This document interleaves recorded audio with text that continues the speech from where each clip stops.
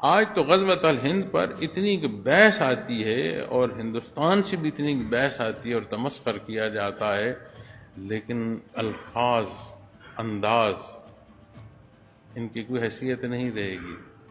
جس دن یہ برپا ہو جائے گا اس دن صفیں جو ہیں وہ واضح ہو جائیں گی کہ کون کس صف کا مسافر ہے، کوئی بیچ میں اور درمیان میں نہیں رہے۔ اور میں جب اس حالات کو اور ان چیزوں کو دیکھتا ہوں تو مجھے بڑی واضح جو چیز سمجھ آتی ہے، یہ نہیں ہے کہ ہم نے جا کر کسی سے کوئی چیز جو ہے وہ چھین لے، سمجھ آتی ہے کہ یہ دفاع ہو۔